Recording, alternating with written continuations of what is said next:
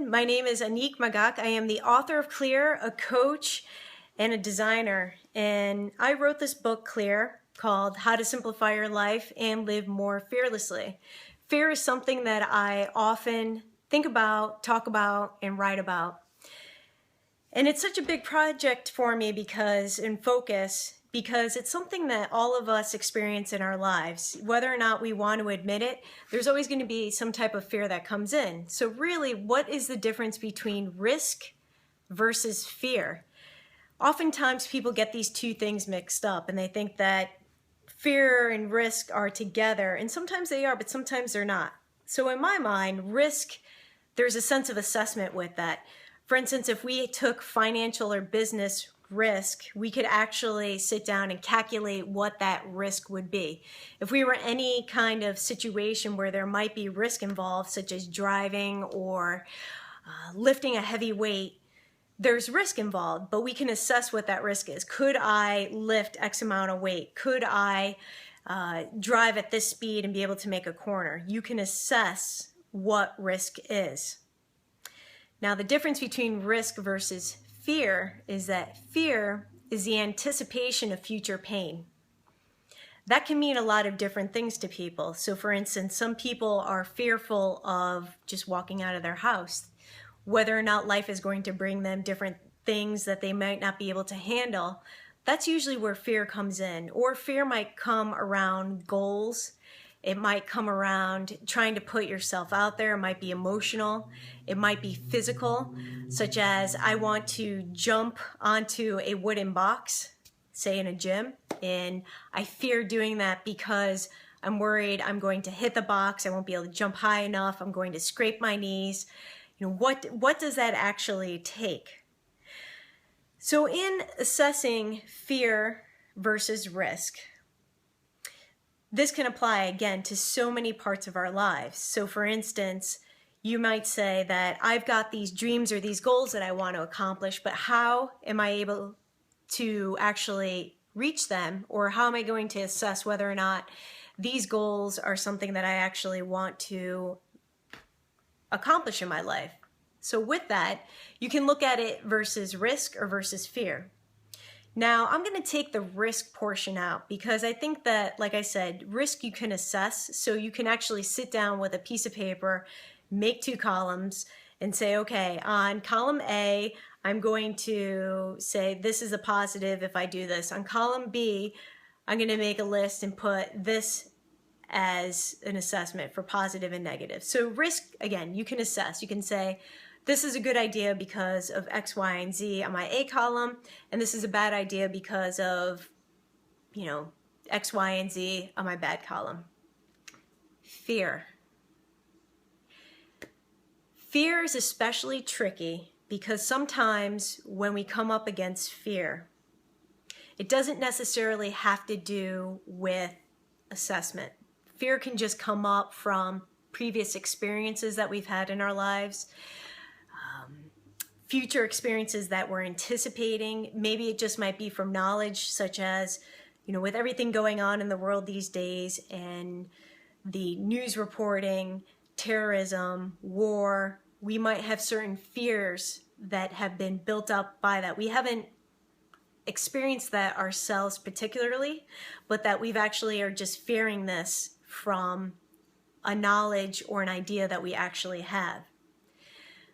Fear is tricky because in order to grow or expand in your life, you need to get around fear. And I'm not going to say conquer fear. Now, I make a big point. I named my book Live More Fearlessly, not Live Fearlessly.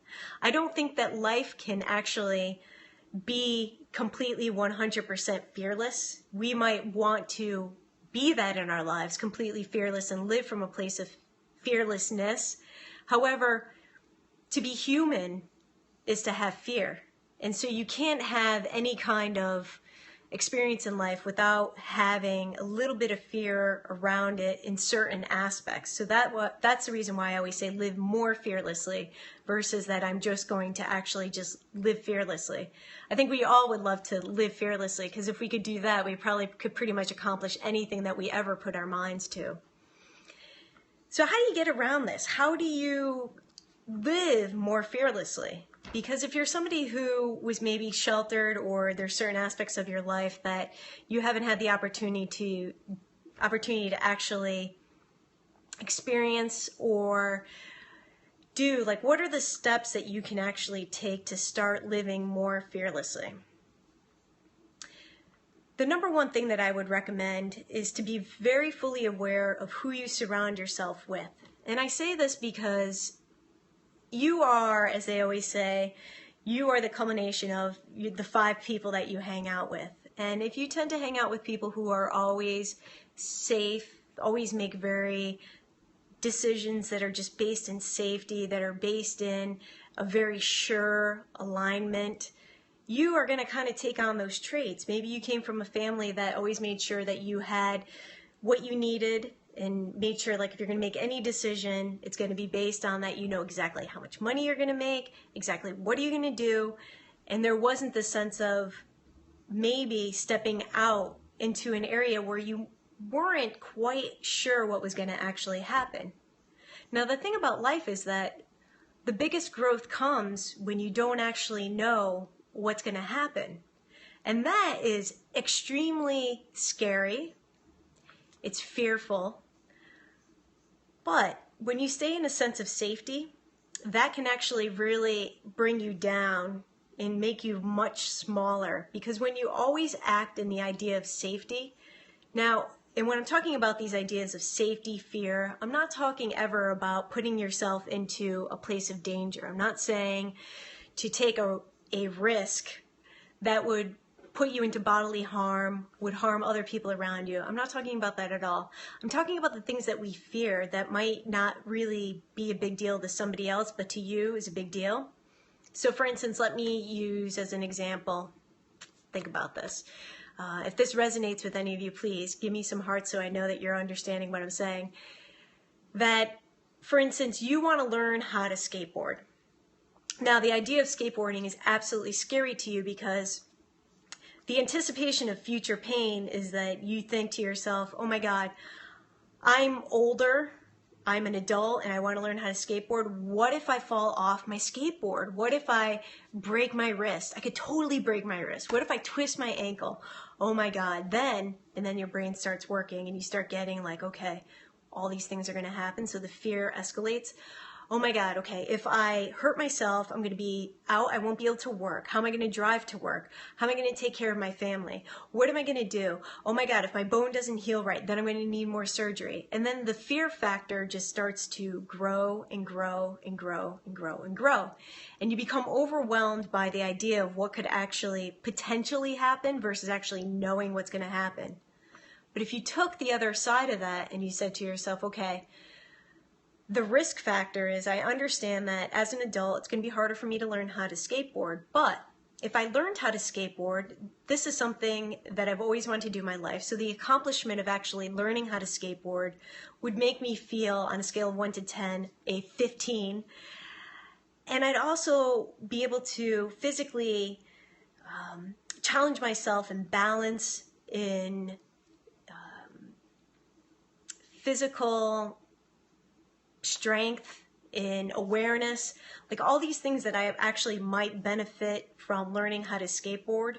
I might be missing out because I might actually be more worried about the fear factor versus actually what would happen to me.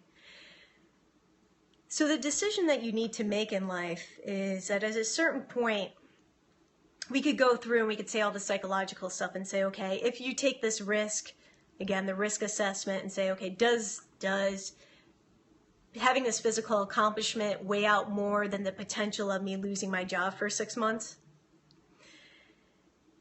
That's not really where we want to go. But with the fear factor, what we want to start to think about is taking away that anticipation of future pain and really starting to think about, not in the negative, but in the positive of saying, okay, where could I possibly go with this? Like if I were to able to accomplish learning how to skateboard as an adult, what would be the next goal that I would want to do after that? And that is a big difference in the way successful people think versus people who always kind of stay at the same norm. And it's the idea that they can actually see beyond just the negatives of a risky situation.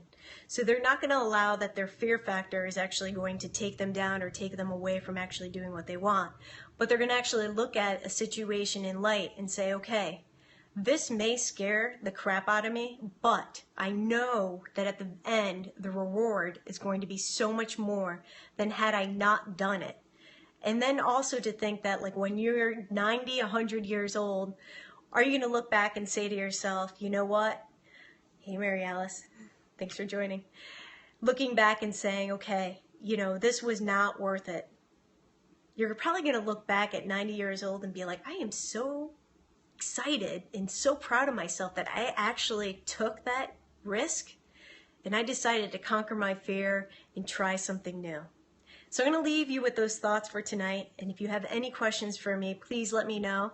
You can reach me on social media at AnnickMagac, AnnickMagac. You can also email me at info@AnnickMagac.com, and I would love to hear from you.